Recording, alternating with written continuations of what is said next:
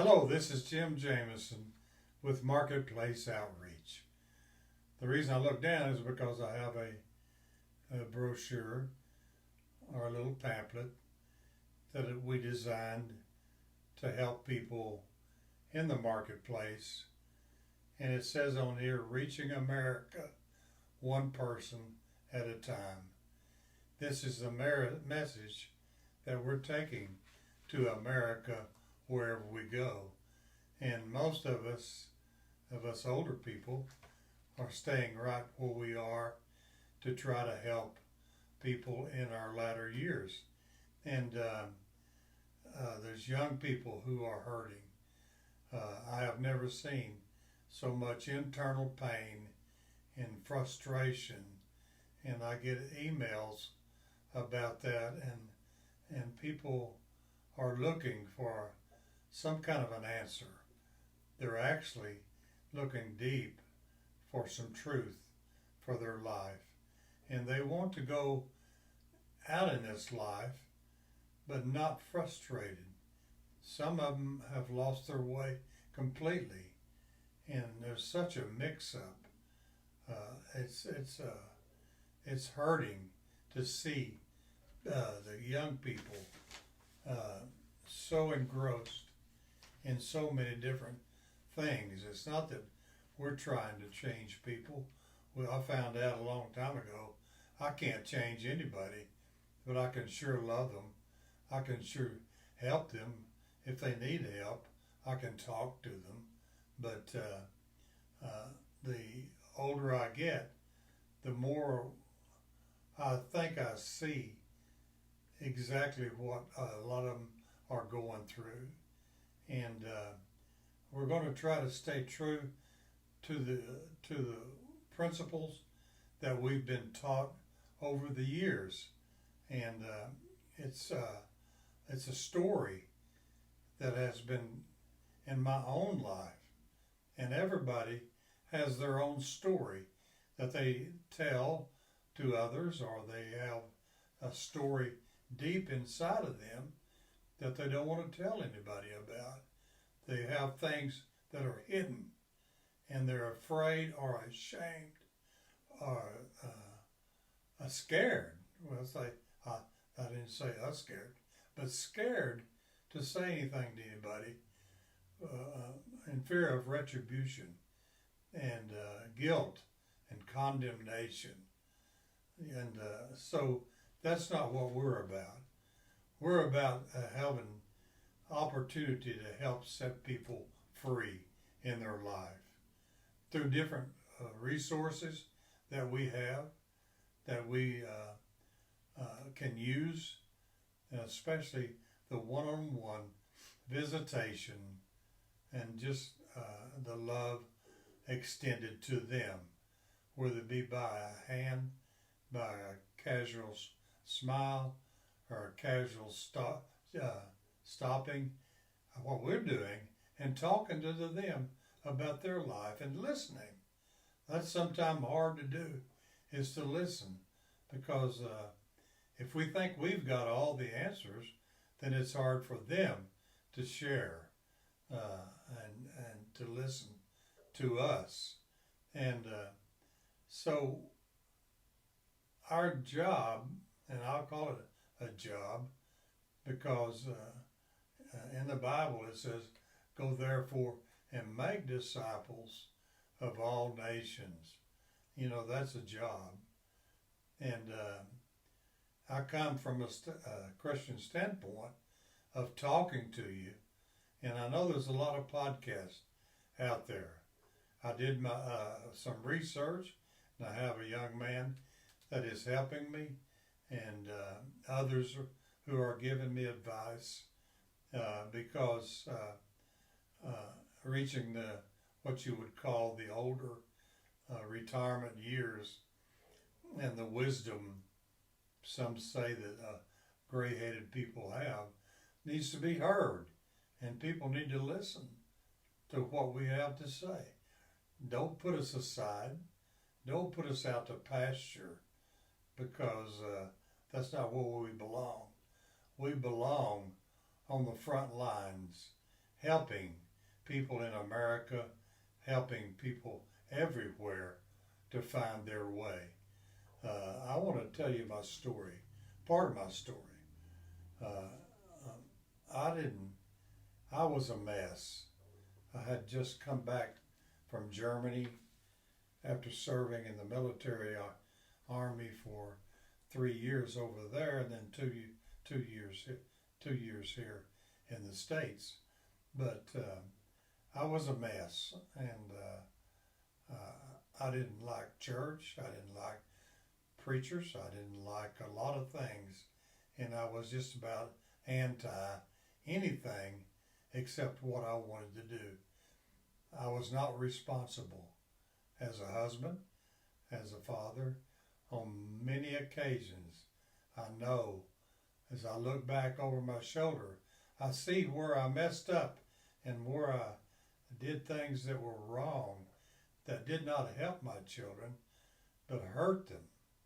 And I have apologized. I have tried to make restitution with love, acceptance, and forgiveness.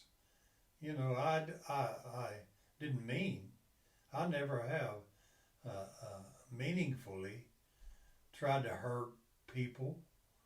Um, I just don't want to do that. I don't want to hurt people. I want to help people now, especially. And so it's a story that took place in 1972. 1972, after I was married, and we had 4 children, and one of our little boys contracted leukemia, and it still didn't wake me up, but I knew that something was going on, and I was still, let me use the word irresponsible, may not be in the dictionary, I don't know, but I was not responsible enough. I was working hard for $85 a week, helping build houses. That's not very much back, but back in those days, it just barely got by. And my wife worked and has always worked diligently and hard and prayed and believed for a life that we could live together. But there was a lot of strain in our household, and there was times when I thought that she was going to leave me, and because I was such a mess. I liked to gamble. I liked to do things that were not right, things that I got by with while I was in Germany. I tried to get by with at home rather than being the father and the husband I should have been, in the love, showing love. But I did the best I could with what I had, with the mentality that I had. And it just didn't work out like I thought it was going to work out because of the control that I wanted to have over everything and everybody. And especially my wife, I wanted to control her. I was more of an emotional type person. She was a hard worker, and she put her hand to the plow, and she basically raised our 4 kids herself. But in 1972, our little boy got that leukemia, and it still didn't register in my heart as to what was going on. I just kept working, kept doing the things I normally would do, and we went through a lot of pain, a lot of sorrow. And now, where did Marketplace Outreach come from? Well, I'll tell you where it came from. It came from the town where I live, and it came from the people who, whenever we were going to hospitals and our son was suffering so bad and we were in a lot of pain and a lot of debt and a lot of things were going on, and I I just didn't see. I couldn't see. I couldn't see over the hill to see what I was becoming as a man, and so our little boy suffered so greatly. And I'm not telling you this as a sob story. I'm telling you this as a truth that there's people out there in the marketplace that care for other people that are going through pain, and they love them through it, and they pray for them, and they reach out to them, and they give to you, and they help you. But this town that I'm living in now and lived in then, and we've been to other places, but this town is where that we settled in, and it's in Oklahoma, in Guymon, Oklahoma. And we settled here, and because my wife wanted to be in the small town. She had a good business of being a beautician. She's now on her 64th year of doing hair. When I said, wow, she's something else. And I love her, and our marriage is good now. But before, I almost messed up and lost her because of the way I lived. And anyway, Rodney, our little boy,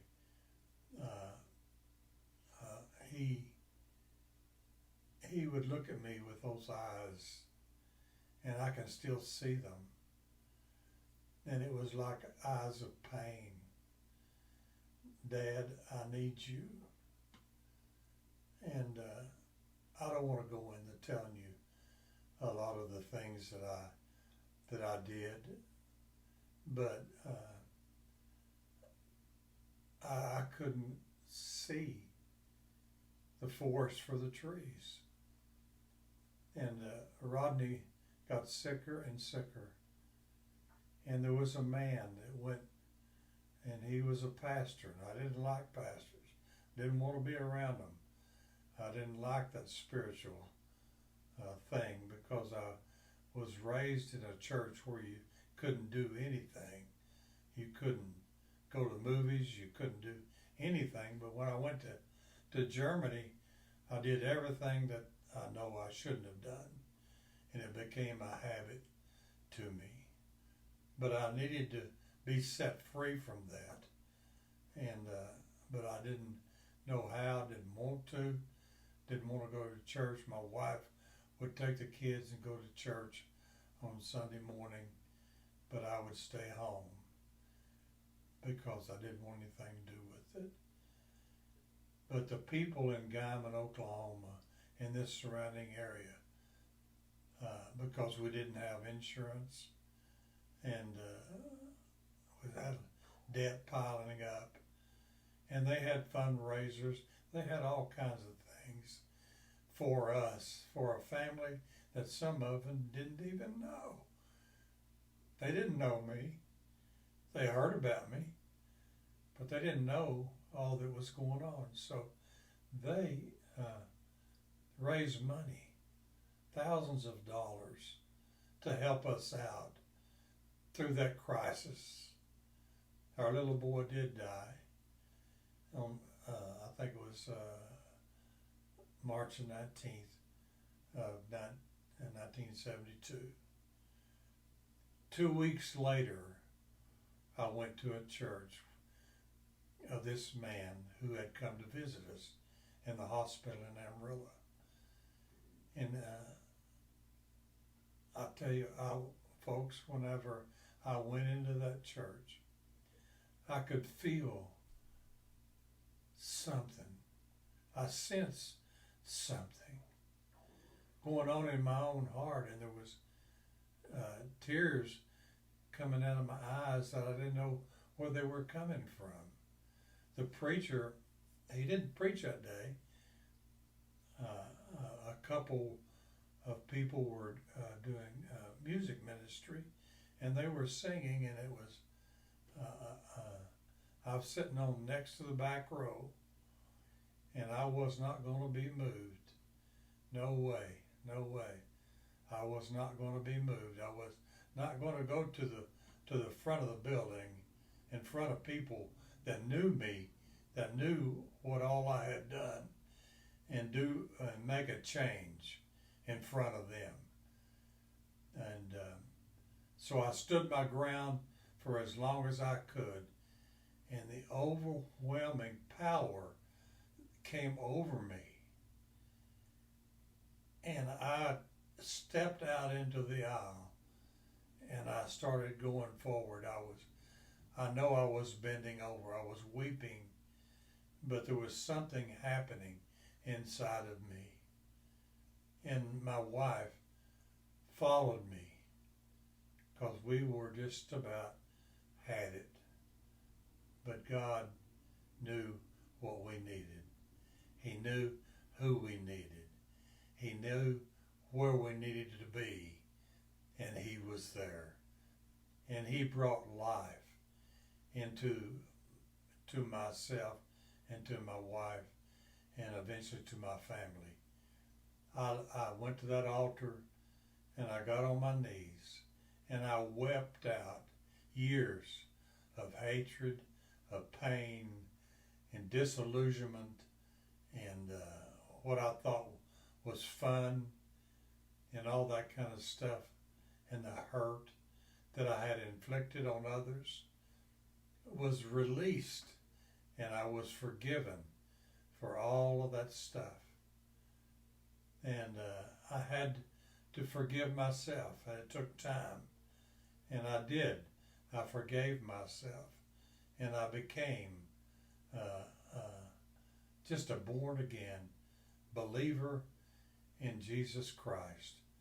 The gospel message of the Lord became real, and I was an emotional guy, and I cried so much because of all the stuff that I was had done and was sorry for. But I couldn't go backwards. There was only one place for me to go. That was forward. And that took us to a lot of different things. God changed the whole picture. He changed not only internally, He changed me externally, and He changed me eternally. And so I've been involved in church life now for over 40 years. And it hadn't hurt a bit. In fact, it's been good for me. I'm kind of retired. Somebody said, "When are you going to retire? You're almost 86. And I said, well, I'm probably not going to just retire. I can't do that. And I'm just going to work in the marketplace. Just go out and touch people and love people. Share what I can share. But we're not being dogmatic about it. And it's not my plan, personal plan, to grab them or grab anybody and just try to get them in church. No. My destiny is to help them find a relationship with someone who can bring healing to the internal parts of their life and set them free by the power of God. It can be done. I'm a living example of that power. And but you shall receive power when the Holy Spirit has come upon you, and you'll be witnesses unto me, both in Jerusalem, Judea, and Samaria, and to the uttermost parts of the earth. Since that time that I went forward, a lot of things changed. I've been different parts around the world, preaching the gospel, loving people, and and doing television. But it never was for personal gain. I didn't want to do that because I know from experience what happens when God comes into your heart, when He sets a destiny for you, and He says, here, take my hand, let me lead you, let me guide you, let me show you what I can do. You know, here I am now, 86 years old, and I'll be finishing up Bible college this next year. And I put that off for a reason. I don't know why, but there was a reason. It's so I can be effective in the marketplace. So this is just an introductory little story of what happened to me personally and why I'm going to do this. And we're going to have different types of programs. We're going to have people coming and doing videos that we'll insert of their testimony of their life, what's happened to them in the marketplace as they have experienced love and compassion and care and identification and service and friendship and relationships and trust and confidence. And all of this is in this little booklet that I designed. I don't know how you can see that or not, but anyway, it's all about us reaching people in these years where there's so much turmoil, so much pain. And so I just pray that we change the way we do things for Jesus Christ. You know, this is called communicating the message to our culture. Our culture has changed since the 1950s when I was in high school. A lot of things have changed. And we don't change the message. The messenger might need to change a little bit, but and you too. And Matthew 9:36 through 38, and this I want to leave you with this today. And seeing the multitudes, this is talking about Jesus, he felt compassion for them because they were distressed and downcast like sheep without a shepherd. Then he said to his disciples, the harvest is plentiful, but the workers are few. Therefore, beseech the Lord of the harvest to send out workers into his harvest. We have been failing in our mission, but it's time for us to pick up steam and do what God has called us to do. I don't care how old you are or what you're doing. You know, God will change the way you live. He can set you free from all kinds of habits. And he's still working on me. He's never through working on us because we're imperfect. And the day that we become perfect is when we go to be with him. So let me just end this and telling you that God loves you, and so do I. And so do a lot of other people love you.